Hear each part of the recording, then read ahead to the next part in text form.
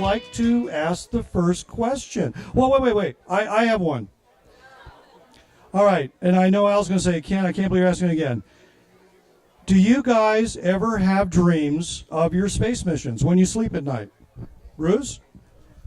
I do on rare occasions. Every once in a while, I'll just think about, there I am looking out the window and seeing that beautiful planet go by. It's just something that sticks with you the rest of your life.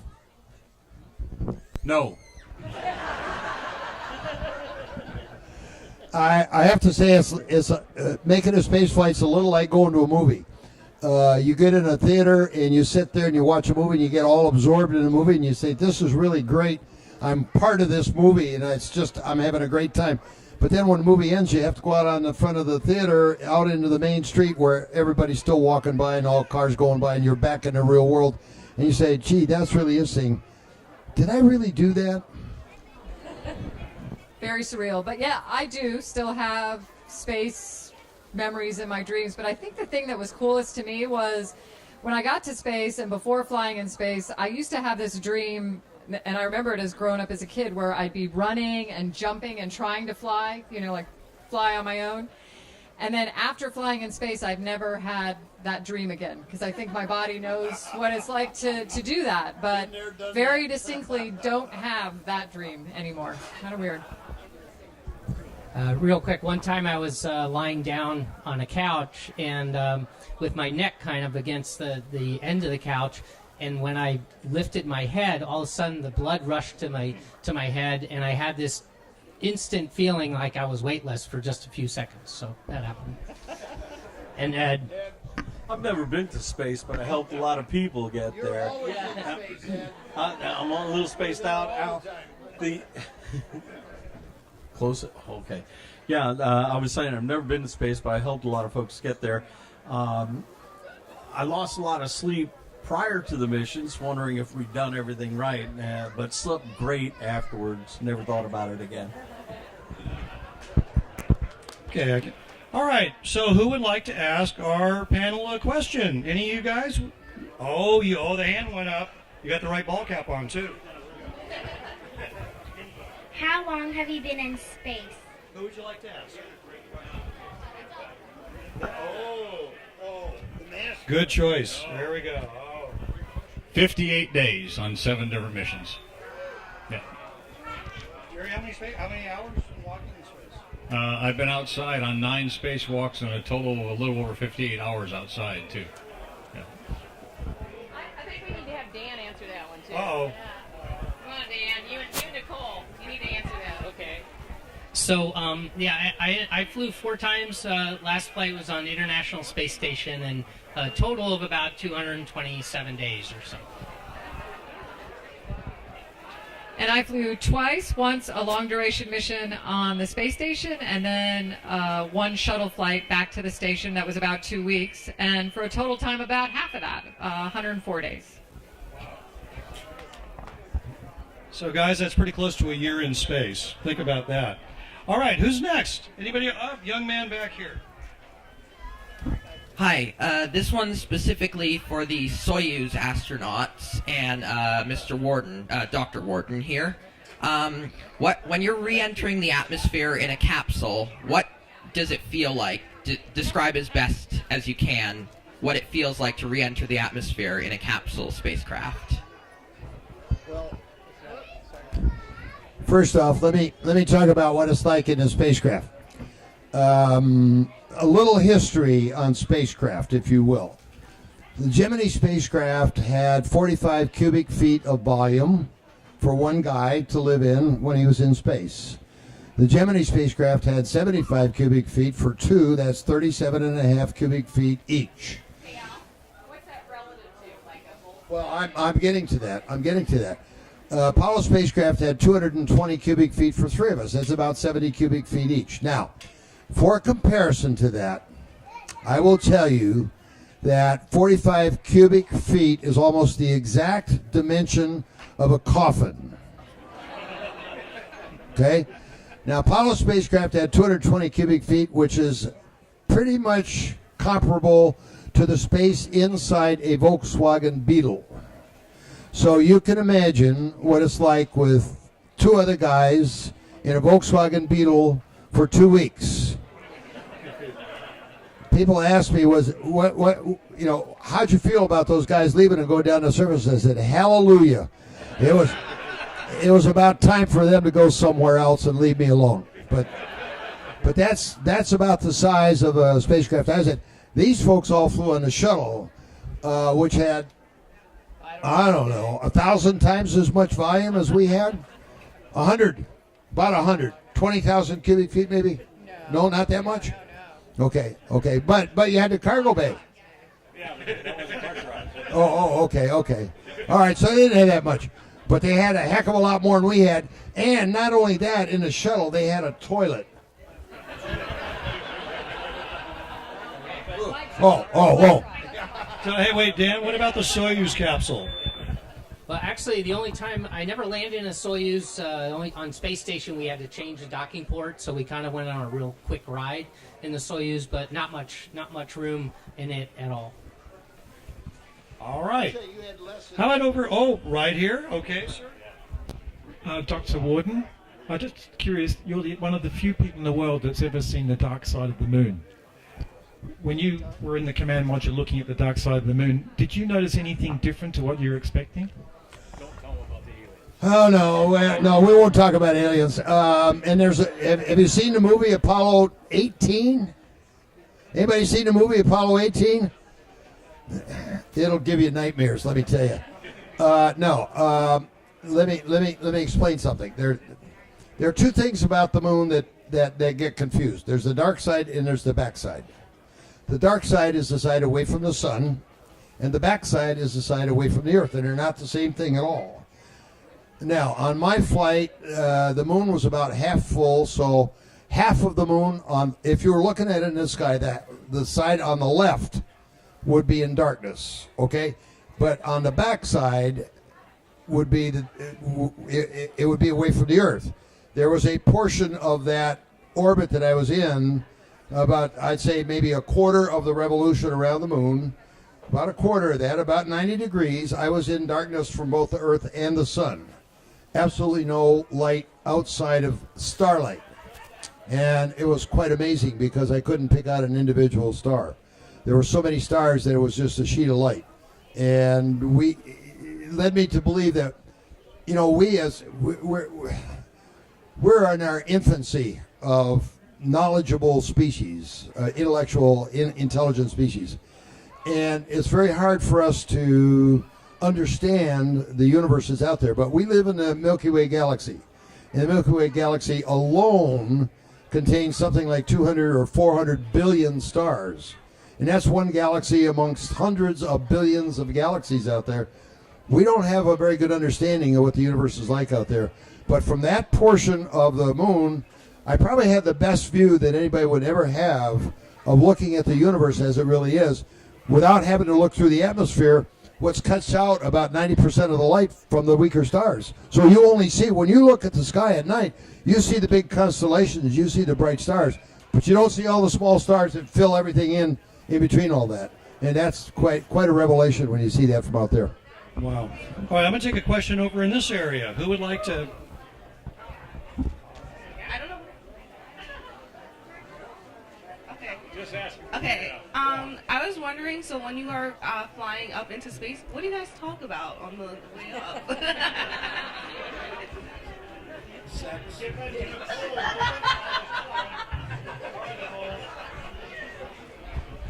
I just remember when the solid rocket boosters lit, and then you wonder, like, instantaneously, were you ever on a launch pad? I just remember 2 words, and they were woohoo. And there was, I mean, it was almost uncontrollable. And the high five is coming, and you're thankful that monitoring is all you have to do for that first minute and a half or so, because you just react to it. Who else? Anybody over here? How would you recommend to become an astronaut? That's for any of you. Well, if it was left up to me, I'd say don't. And I'll tell you why. You know how many people applied for the astronaut program in this last selection process? Over 18,000. You know how many they picked? 12. There's your answer right there. It's tough. It's tough. But I will tell you that if you study hard in school and you get good grades, it doesn't make any difference what you studied, but just study something that you love. And when you get through all of that, you'll be absolutely amazed at the doors that open. That's what happened to me. I never expected to be an astronaut until they had a selection program.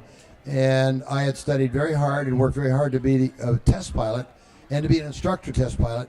And when they had a selection, I found that was pretty much what they were looking for. So you never know. You know, I don't want to throw cold water on anything. You just never know. But I'm going to tell you, it's one hell of a goal to shoot for. That's the best goal you could have in your life, is to want to be an astronaut. You may not make it, but along the way, you're going to learn a lot of things that will make you very successful. I guarantee it. Bruce, what do you think about that? Well, the main thing is to whatever you're striving for, first of all, get the best education you can. And then make sure you try and get involved in a career that you're really going to enjoy. You know, it used to be so limited that, you had to be a military test pilot almost to be an astronaut. Now we're taking astronaut candidates from all walks of life, all different subjects, all different science, engineering, technology, and math areas. So make sure that you select a career that you're going to be happy with the rest of your life. So in the outside chance that you don't get selected to be an astronaut, you're doing something you really love. All right, over here, any questions? Let's see here. We have somebody row right behind. You want to ask a question, young man? Yes, this is especially for the moonwalk, for people that have been on the moon. How many hours have you logged on a rover? Al, did you ever train on the rover? Did you ever have to ride around in the rover? Oh, on a rover? No, I never rode that thing.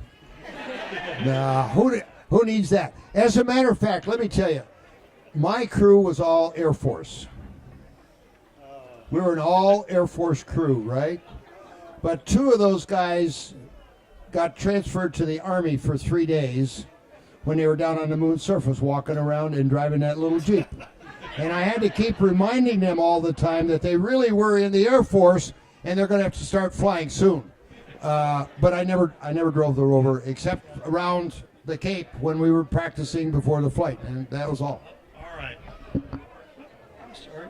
All right, here, I'll tell you what, I'm going to let you. Oh, I like your shirt, by the way. Very cool. And then there's a gentleman way back there, sir. I'll get you next, okay? All right, here you go. What's it like in space? Who would you like to ask? Dan. All right, Dan. What's it like in space? Okay, space. Space is pretty cool. I mean, number one, I think, is the view that we see from space. Now, Al had probably the highest view that anybody had of seeing the entire Earth. But when you're orbiting the Earth, you're in an orbit, and essentially the Earth is rotating underneath you. So every orbit is different. We spend about half the time, about 45 minutes in daylight, 45 minutes in darkness, and the Earth changes all the time. So one of the hardest things to do when you're up there is to not look out the window, because it changes every orbit. And so that's what, but to be able to float, now initially some people get a little bit sick to their stomach, but once you get used to that, you can fly like Superwoman or Superman and fly from one side of spacecraft to the other, and just be able to do that. And I think many of us probably remember when we were looking outside and just you had to pinch yourself to remember that, gosh, we're really in space, because you're so busy you forget where you are.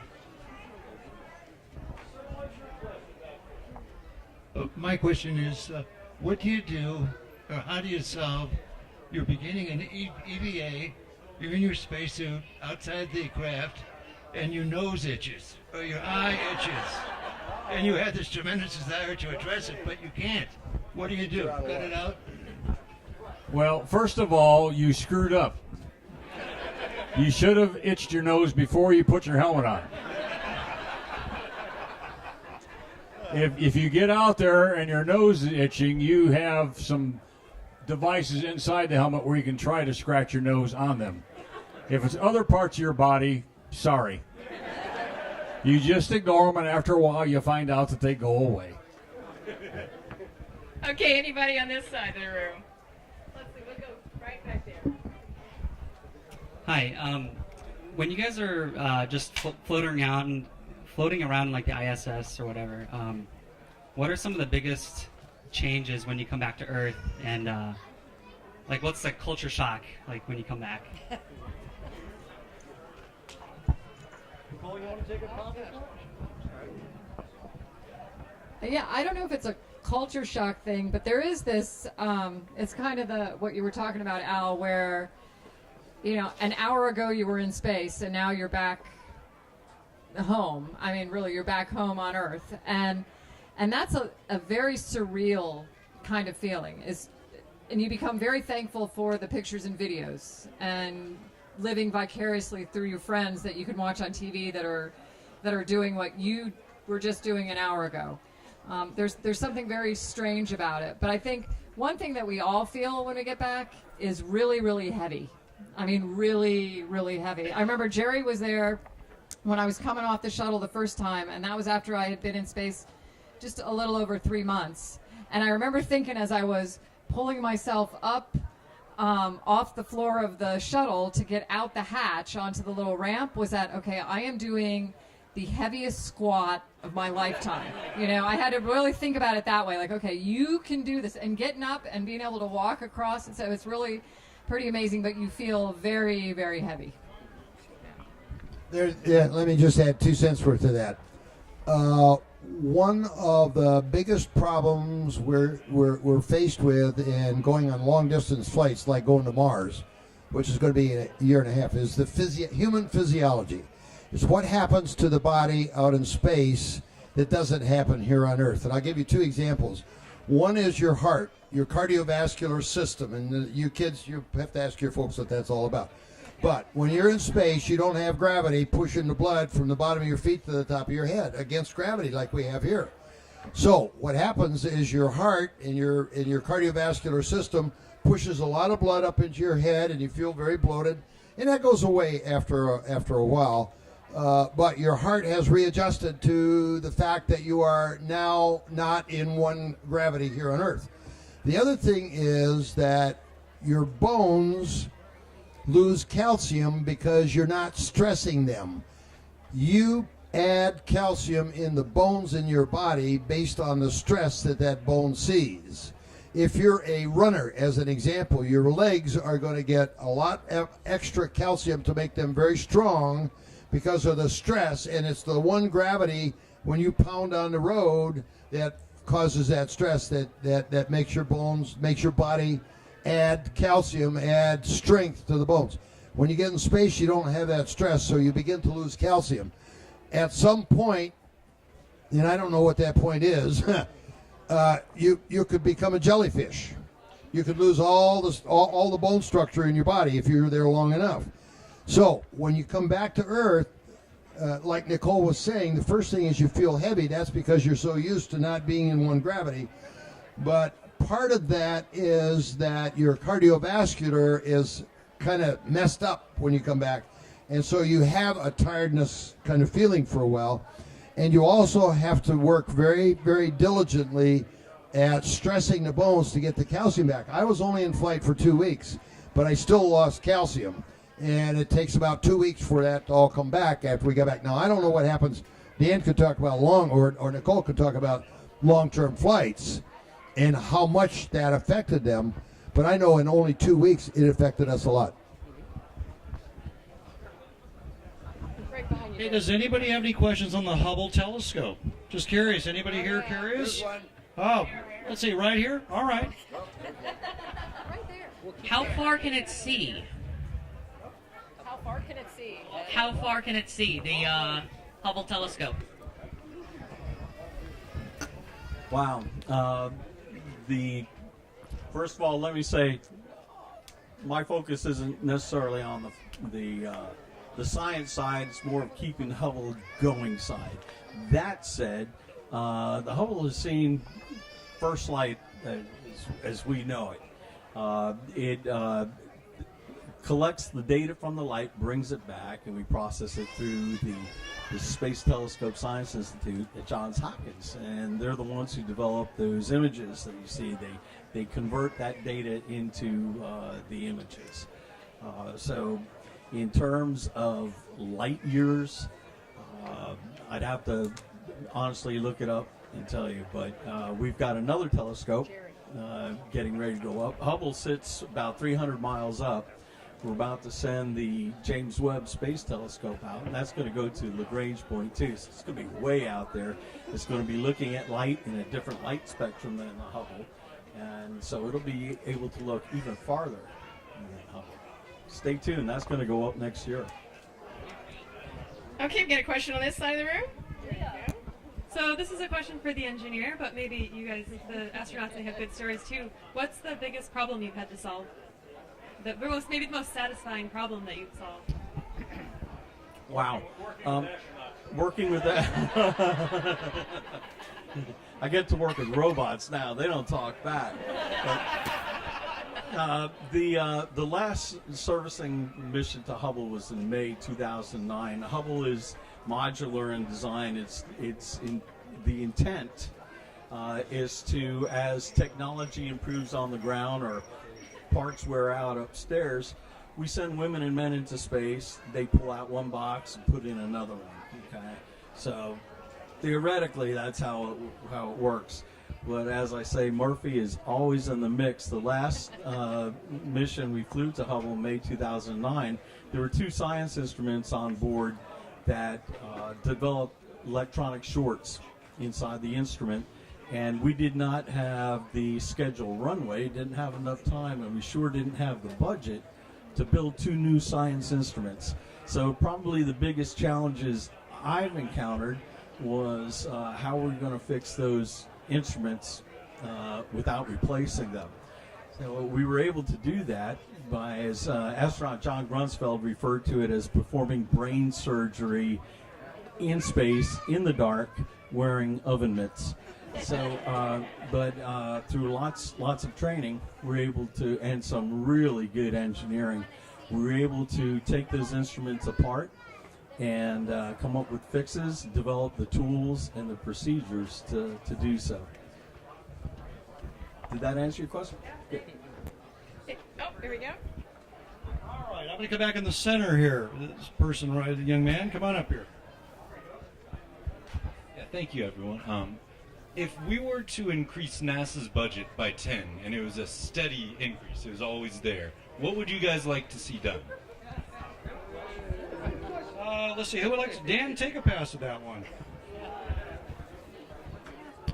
Okay, increase it by 10. Let's see. Well, I think I'm kind of there's 2 camps out there, whether we go back to the moon first or go to Mars. I think there's arguments to do both of those, but I'm kind of in the camp. Let's be serious about going to Mars. I think there's enough people that are saying, let's do this. So that would be, I think, a goal to set the bar high to go to Mars. And while doing that, we may find out, we can't do it unless we go to the moon first, for whether it's for different reasons, whether it's we have a base there to either mine materials or do something to as a stepping stone. But to me, number one would get a lot of humans flying and going to a destination like Mars. How about you, Nicole? What would you do? Well, I agree with having the destination. I think Mars seems to be the destination of choice. I already believe that the moon would be a meaningful stepping stone to going to Mars, both from the standpoint of getting us to Mars, but also from the standpoint of continuing to do something that's on the moon that is about improving life on Earth, which I believe going to Mars is about as well. Ultimately, humans going to Mars is about improving life on Earth.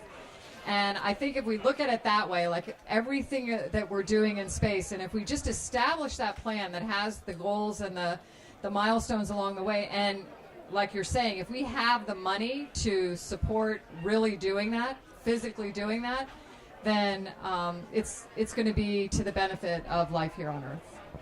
Yeah, I just want to add one part. I'm not an astronaut. All right, wait a minute. Wait, hold on. Let me just say this real quick.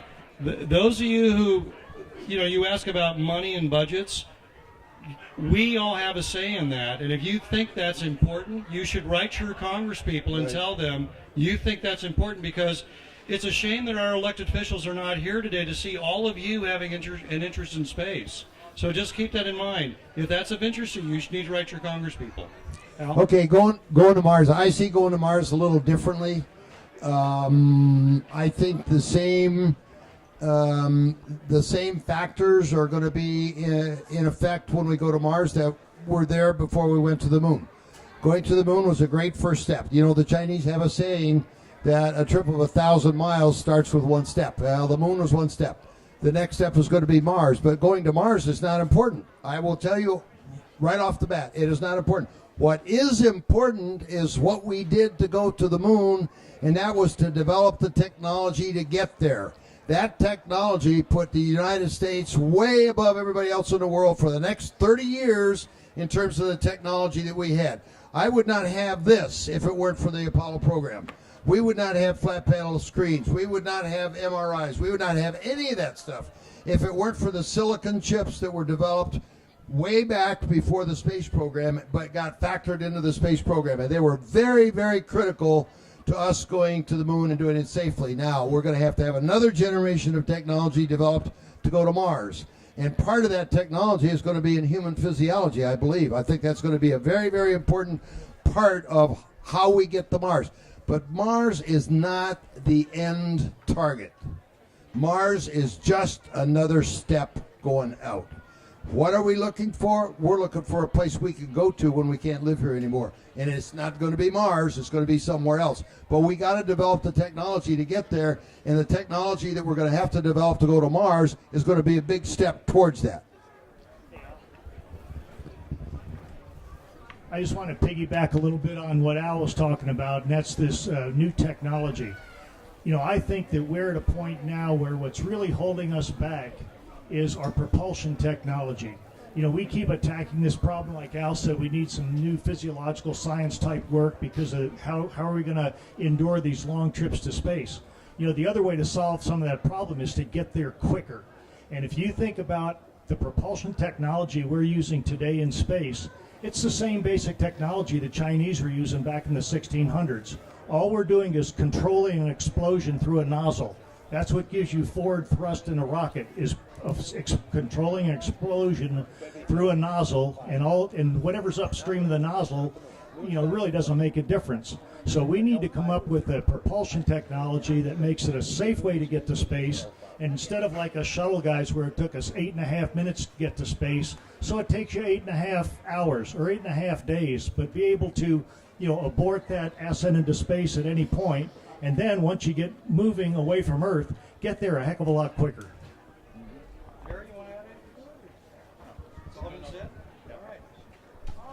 Let's see here. Any other folks here? Anybody want to? Huh? Oh, I love it. There you go. Which one of your astronauts is from Apollo 15? What about him? He's here. How did it feel when it happened? How did I feel when it happened? I read about what happened. Apollo 13. Oh, you said Apollo 13. 13? So what's your question about 13? How did it feel when the explosion happened? Well, I was sitting in Houston when it happened, so it didn't really hurt me any or affect me in any way, but it did give me a lot of extra work to do because I had to figure out, I was part of the group that tried to figure out how to keep those guys alive until we could get them back. But Apollo 13 was very different from any other flight because they had a problem on the way to the moon. They couldn't land. They couldn't do anything at the moon. All they could do is come around the moon and come back to Earth. And all of our activities back in Houston were centered or focused on keeping them alive. You did. Well, let's hear. I'll tell you what. We'll have this, and then Joe. When you were doing the testing, was it easy or hard? What kind of testing? Like testing for, how do I explain this? Physical test or like written test? Or meaning training? The physical test or training? You're talking about the physical test? Training for flight. Oh, training for a flight.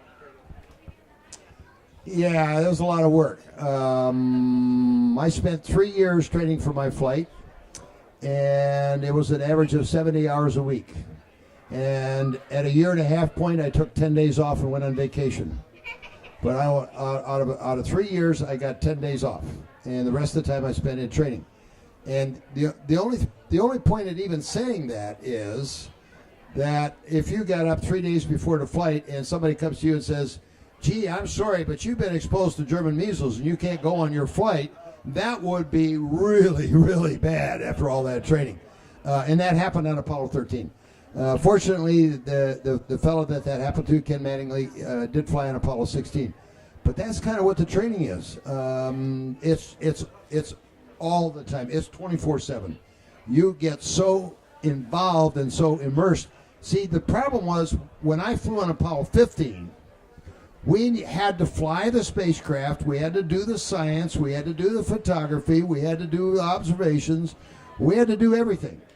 We were a small crew. We didn't have the luxury of taking scientists along with us, although we were pretty much scientific in our flight.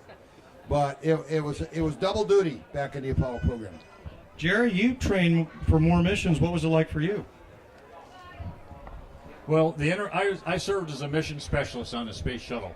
We had two different types of astronauts. We had the commanders and pilots that flew the vehicle, and then the mission specialists like myself were responsible for doing the spacewalks, conducting the experiments, operating the robotic arm, and things like that, as well as sometimes helping the commander and pilot to fly the vehicle into space and back home.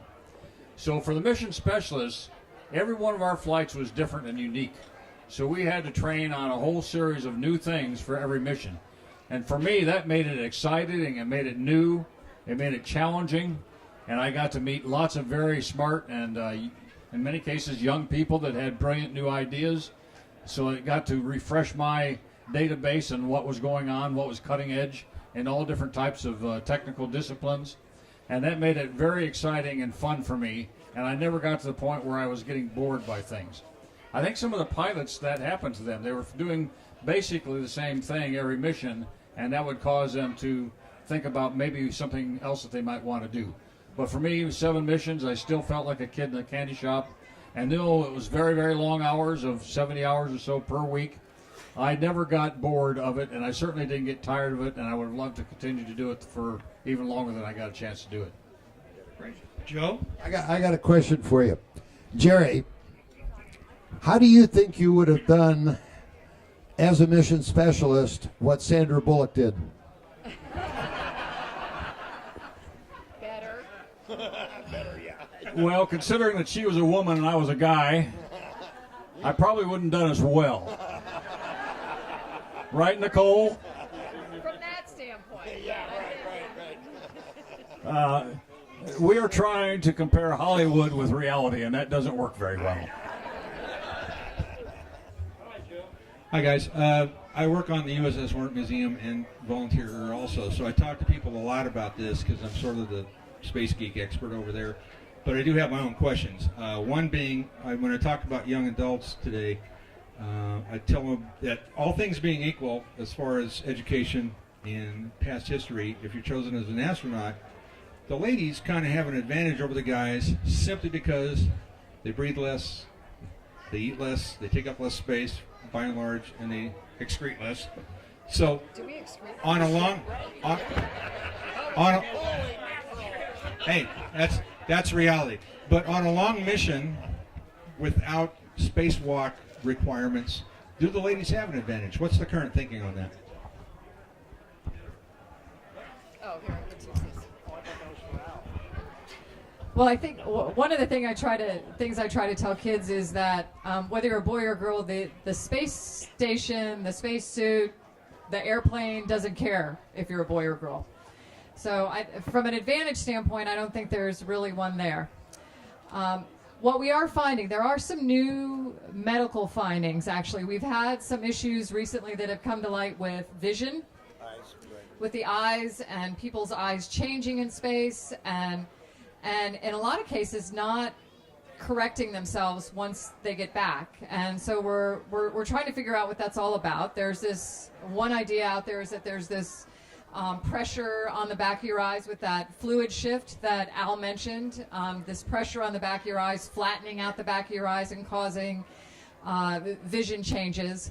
But what they haven't seen is that happen in any of the women yet. It's all been men.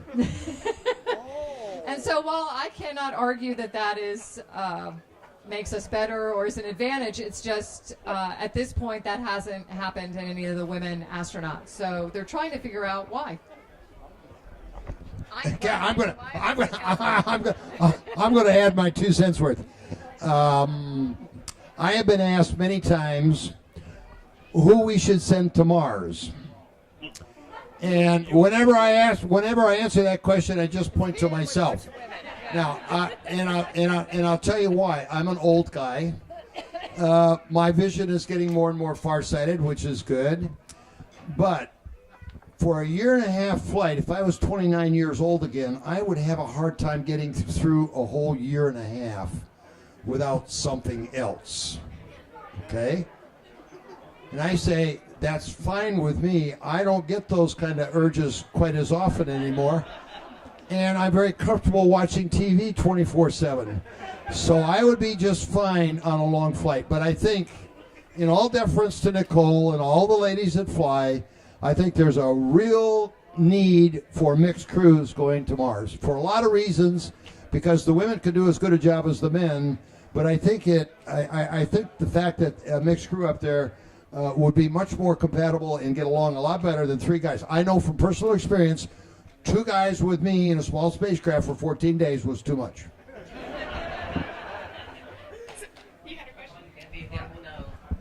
So when you finally reached orbit, what was the first thing you thought? Who do you want to answer? Let Jerry answer. You will never see a more honest and complete and full smile than the people's expressions when they get safely into orbit. You can't believe the ride that you just experienced. It lasted 8.5 minutes, which is the longest and shortest 8.5 minutes of your life. And you're just glad that everything worked and you survived. Yeah, right. I can tell you that on my first flight, my first job on orbit was to quickly get out of my seat at MECO, main engine cutoff, float down to a locker, pick up a camera, float to the overhead window, and take a picture of the external tank floating back to Earth. That's something we did every shuttle flight in case there was some damage done to the tank where we might have had a generic problem. Because, we didn't reuse the tank, so we had to document what the tank looked like so that we'd have that evidence in case we needed to fix something on the next tank before it went up. Well, my very first flight as a rookie, got to MECO, unstrapped, floated down, got the camera, floated up to the overhead window, while Dick Richards, the commander on Discovery, was pitching over on the back for me to take the picture. And I'm looking out the window, and Dick says, "Okay, Bruce, it should be in sight." And I said, "Oh, it is, Dick." He said, "Why aren't you taking pictures?" I said, "Pictures of what?" "Oh, the tank." Shoot, by the time I took a picture of the tank, you could hardly even see it anymore. I was blown away with the first view of Earth.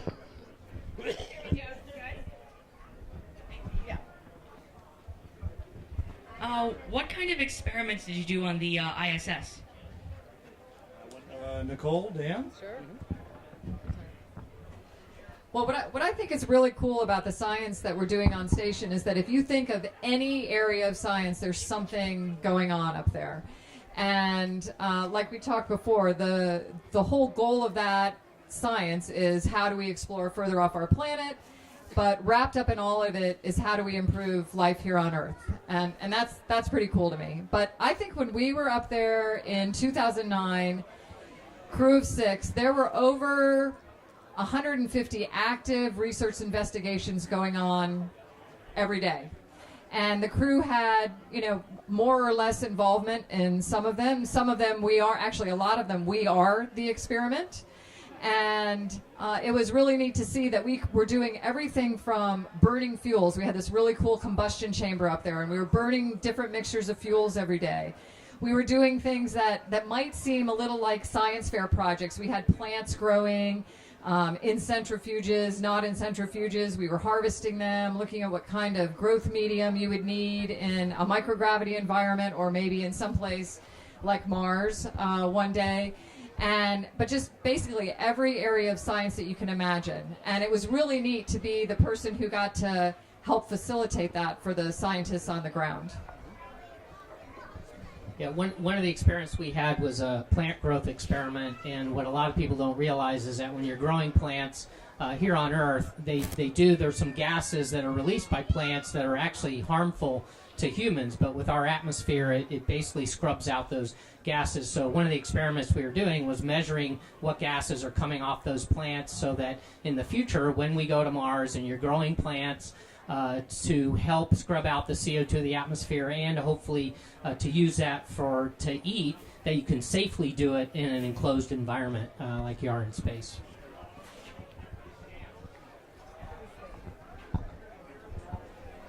Hi. A while ago, you talked about our future mission rely critically on the advance of human physiology. And I want to know, what are the branch of knowledge under human physiology that's critical for the future missions to find exoplanet that we can habit? Thank you. All of them. Yeah. Really. Well, okay, so the elephant in the room that a lot of times people don't talk about is the radiation that we're exposed to. And that's something that the body doesn't recover from. It essentially, you collect radiation, and there's not much you can do about it.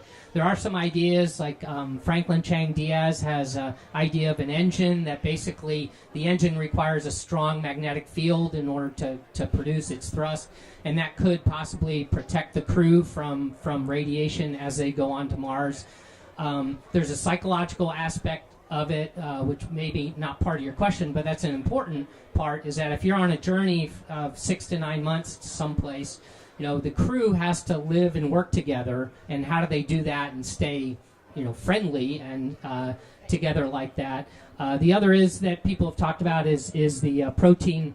Is the bone loss that we experience. Most people experience about 1 to 1.5%. Lose about 1 to 1.5% of their bone density every month that they're up there. So that's a serious issue as well. And whether we do that with some type of drug therapy or exercise protocol, that's something to take care of. Anybody else? We have a question over here.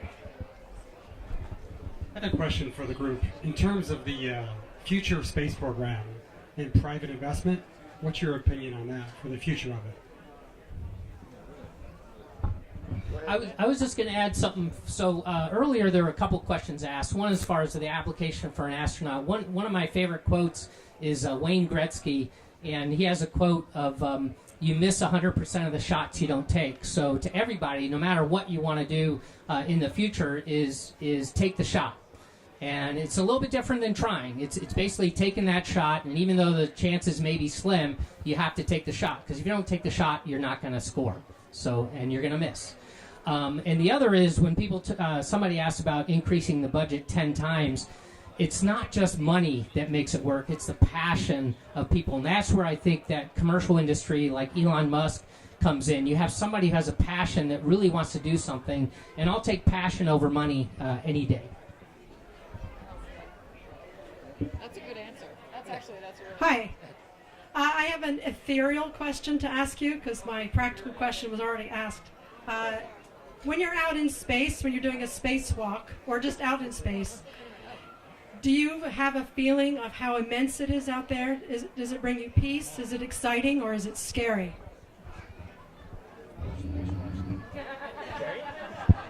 All of the above, maybe.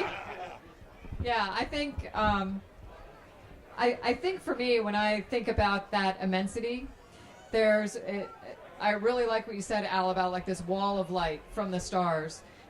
Didn't quite get that on the space station. You had to find someplace really dark to, get the stars, like the whole field of stars like that. But you could. And I think what it makes you realize is that, we're all here on this we're all on a planet, which I don't think we think about every day. We don't think about this planet as our home necessarily, as our spaceship, as others have said. And I think that for me became real. And that the other side of the planet is not that far away. What we do here affects what happens on the other side of the planet. And that this is our home. And it is perfectly placed from the sun to take care of us, a little closer, a little further away, not so good for us. And developing a respect for that, acknowledging that, recognizing that, how special this place is that we are. I think that's what the immensity of it did for me. And like Jerry has said earlier, there's a faith-based nature to it as well. For me, at least there was a spiritual aspect of it that I think I expected, but I didn't expect to be overwhelmed by as much as I was. And reality check is the thing that comes to mind when I think about it. I don't have nearly as much time in spacewalks as these people do. I was only able to do a spacewalk for less than an hour. But it was 200,000 miles out, and so it was a little bit different from doing a spacewalk in Earth orbit. And it was kind of unique position because I could see both the Earth and the Moon at the same time, and that's something you have to think about a little bit. I wrote a little thing about a spacewalk on giving it some thought afterwards, and it's just like a 4-line thing. It's sort of like a spacewalk is like being let out at night for a walk by Moby Dick. And you have to picture this giant whale, and you're outside walking around, and that's kind of what it was like for me, because I had the command module, service module, could have been Moby Dick as far as I was concerned, and that's kind of what it looked like. And that's sort of a mental picture that you can draw. Mary, you have another question you want to I have a question for Nicole. What did it feel like when you were that you're a girl and you're doing the spaceship and you're one of the girl astronauts? It felt great. Yay. It was great to be a girl and be an astronaut. And it's like we said before, I didn't really think about being the only woman on my crew unless somebody asked me about it, because nobody treated me differently because I was the only woman on the crew. I trained just as hard and studied just as hard and worked just as hard to do my best with all of those tasks like everybody else on my crew. And like I said before, the spaceship doesn't care if you're a boy or girl. It just wants you doing your best and operating it the way it's supposed to be operated. And so that's a really great thing to think about. There's nothing to stop you from doing these things. And loved it. Loved it. So would you. Yes, highly recommend it. Okay, I got a question over here, back here. Hey, I'm pretty sure all of you have heard this. I get motion sick, and I was wondering, for all of you, how many of you got sick, and if you had to take an estimate, how many pills of Dramamine would you need to take to not puke on the way up there? Well, I think you're going to get different stories from all of us, and you may get different stories depending upon which flight you flew on. And you'll also get different stories if you're flying in space, or if you're flying in an airplane, or if you're out on a boat. I flew in the back seats of airplanes. I didn't fly in the front seat as a pilot. And frankly, if we went out and did a lot of acrobatics and I wasn't flying the airplane, I could get sick relatively easily. If you do a lot of it, you get less sick less frequently, but you can still get sick. but I was one of the fortunate ones that never got sick going up into space or coming home. And we have no way of really predicting who is going to get sick in space and who will not. If you get the chance to go fly in space someday, I would recommend that you do not take any medication when you launch and see how things go. And if you get into space, then we've got a pharmaceutical product called Phenegrin. You get a shot in the rear end the first night, it knocks you out, and you wake up the next morning and you're rip-roaring and ready to go. So don't worry about it too much. Now, I have to tell you that there is one analog to all that. I think maybe one of the reasons that I did not have any space adaptation syndrome problems is I did a lot of training for spacewalks.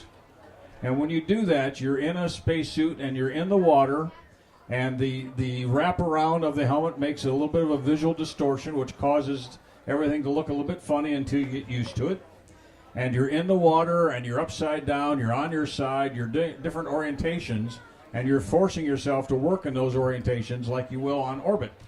And in so doing, you're forcing your brain to accept different visuals, different attitudes, and everything else, which I think may be something that is helping to train my body and my mind to accept those and to not have the problems that causes some people to get sick in space. Okay, I'm going to tell you a little story. I'm good with stories. I was training for my spacewalk, and part of that training involved flying on what we call a zero-G airplane. Okay, and I was at Ellington Air Force Base down in Houston, getting ready. I was going to fly the zero-G airplane the next day. The two pilots for the airplane were classmates of mine from West Point, and they came down the night before, and they decided they were going to have a night out of town with me before we went zero-G flying the next day. So we went out to dinner, and they were buying me drinks faster than I could drink them, right? So anyway, we're all having a few drinks. We get up the next morning. I put on a spacesuit. I'm out at Ellington at 6 o'clock in the morning. They're there also, one on each side, walking out to the airplane, and they want to know, how you feeling? How you feeling? How you feeling? I said, I'm feeling okay, fine. Okay, fine. So we get in the airplane, we get up in the air, and we start doing these zoom maneuvers. And after about 50 maneuvers, the airplane leveled off and started back for Ellington. And they said, what's the problem? Well, we're going back to Ellington. Why are we going back to Ellington? Well, you need to go up in the cockpit and see for yourself. So I walk up to the cockpit, and guess what? Both those guys got sick. So it's not, and their sick was all over the cockpit. I got to tell you, it was a mess. It was a mess. So what I'm saying is, space sickness is a very individual thing. It depends on how you feel that day. It depends maybe sometimes on what you had to eat that night. Sometimes how much you had to drink the night before. There are lots of things that go into being space sick. I have never been motion sick in my life. Something about my inner ear is very comfortable in any attitude. Maybe that's because I started out my career as a fighter pilot in the Air Force, okay? And we flew airplanes in all kinds of attitudes and all sorts of weather and this and that and the other thing. And I suspect that was a big reason I got very comfortable. You get space sick when you get nervous. I think being nervous, having a nervous stomach, is probably the first thing that happens when you seasick. Same thing. If the ship is pitching, your stomach gets kind of cramped up, and all of a sudden you get sick. So there's lots of things that go into it. But I think that being in an environment where you're getting unusual attitudes and doing things like being in the water tank, like Jerry was talking about. All that kind of training kind of settles you into a routine where when you're there for the real thing, it's not a big deal and you don't get sick. All right, Jim, we got time for a couple more questions. First of all, thank you very much for discussion. My question is, what do you think about aliens? Nobody was there. Tell me, please, do you believe in aliens? Aliens. Do you believe in aliens? They are here. If you want to see an alien, go look in a mirror. But you know what? What's funny is I can't say I ever saw any aliens in space, but I think all of us will say that there were things that surprised us. You know, when you looked out the window, whether it was the Earth changing below you all the time, seeing that other side of the moon that you maybe in your life never thought you'd see, or seeing a shooting star below you, you know, between you and, or looking down, something that is so unusual. You know, you're so used to looking up to seeing something like that. Yeah, I can't claim the aliens, but surprising things for sure. One more question. So, we hear a lot about astronauts and like being up there, but I'm curious about what happens down here when things are being sent to space. So, you, for example, were talking about being in Washington when Apollo 13 happened. So, I don't know if all of you have been there, but maybe engineers, I want to know, like, how it is to be in that room, what is the ratio of scientists, engineers, and what can you actually do? Can you just watch, or can you change anything maybe happening in the ship to keep them safe, or what can you do? Because I don't really know. Okay, every space mission I ever worked, I worked from the ground. But you have to back up about 18 months when you get a crew assigned to your mission. And, those of you who have never met an astronaut before, there's a little bit of awe.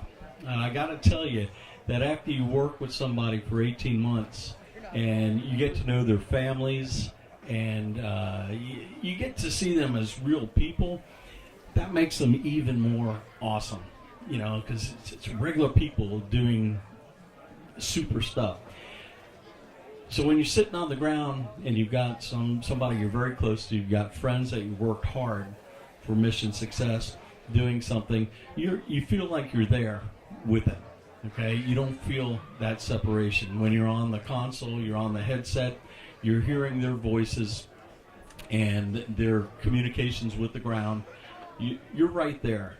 And you know what? A lot of them tell you the same thing. They feel you there.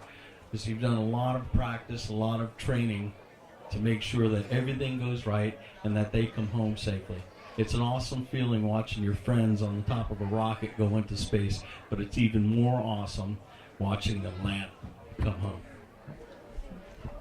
You guys have anything else you want to add, or is that it? Ed, it was well said. I just want to say I hope you all really appreciated how special it is to have this fantastic group of people here. And I just want to say that from all of us, thank you guys for being part of this fantastic day. And absolutely.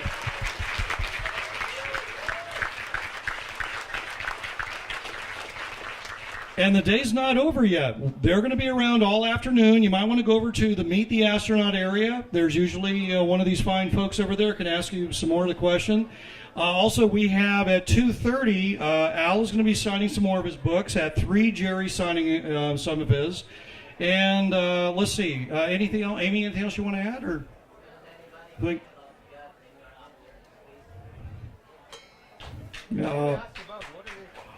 by the way, in front here, the things you saw Jerry and Bruce playing with, I'm glad NASA's not here to see this. These are actual moon rocks that were brought back on the Apollo 16 and 17 missions, and they'll be back on this table over here. Only other thing I'd bring up, some people probably don't know, there are actually exhibits over in the building, right over there across the way. And I just hope you enjoy the rest of your afternoon, and feel free to ask questions later on. Thank you again. Who brought it and how?